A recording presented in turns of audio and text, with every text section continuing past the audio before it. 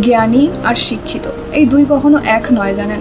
আমরা অনেক সময় বলি যে বাবা কি শিক্ষিত দেখেছিস, ওর মধ্যে জ্ঞানের ভাণ্ডার।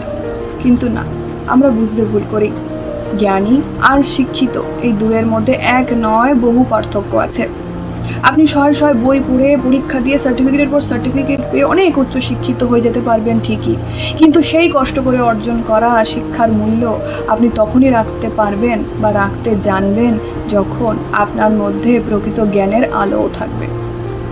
শিক্ষিত মানুষ সবসময় অন্যকে কন্ট্রোল করার চেষ্টা করে, অন্যকে কন্ট্রোলে রাখার চেষ্টা করে, কিন্তু জ্ঞানী সে অন্যকে নয়, সবার আগে নিজেকে কন্ট্রোলে রাখার চেষ্টা করবে, নিজেকে কন্ট্রোল করতে শিখবে। জ্ঞানী হওয়ার জন্য সবসময় আপনাকে শয়ে শয়ে বই পড়ারও প্রয়োজন নেই। ভগবান ভগবদ গীতাতে অনেক বিশেষ বিশেষ গুণের কথা উল্লেখ করেছেন। জ্ঞানী হতে হলে আপনাকে বিচক্ষণ হতে হবে, বিবেকবান হতে হবে, ধীর স্থির হতে হবে, নিঃস্বার্থ হতে হবে, সবার প্রতি সমান ভাব রাখতে হবে, আমি আমার এই বোধকে ত্যাগ করতে হবে, কাম ক্রোধ লোভ অহংকার এগুলোকে দমন করতে জানতে হবে, কর্মের জ্ঞান এবং কর্মফলের জ্ঞান দুই থাকতে হবে।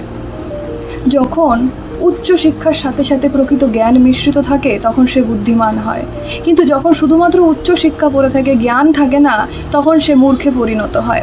আমরা অনেক সময় বাবা মায়েদের বলি যে তারা যেন তাদের সন্তানদেরকে উচিত শিক্ষা এবং উচিত জ্ঞান দুটোই দেয়। তখন তারা বলবে যে হ্যাঁ দিই তো, কলকাতার সব থেকে দামি স্কুলে ভর্তি করেছি, 6-7টা করে টিউশন টিচার দিয়েছি, যখন যা দরকার ট্যাব ল্যাপটপ মোবাইল সব দিয়েছি, বাস আমাকে 98% এনে দিতে হবে। এর নিচে 1% কমলে তো আমি সমাজে মুখই দেখাতে পারবো না, বাকি তো সব ঠিকই আছে। শুধুমাত্র উচ্চ শিক্ষার চাপে, শুধুমাত্র উচ্চ শিক্ষার ভিড়ে প্রকৃত জ্ঞানের আলো সেখানে প্রবেশই করতে পারে না। তাই তারা উচ্চ শিক্ষিত তো হয়ে যায়, কিন্তু তবুও তারা অমানুষের ন্যায় সমাজে ঘুরে বেড়ায়। তাই ভগবানের কাছে প্রার্থনা করি যে না, আর শুধু উচ্চ শিক্ষা নয়, প্রকৃত জ্ঞানের প্রদীপ জ্বলে উঠুক সবার হৃদয়। হরে কৃষ্ণ। ভালো থাকবেন।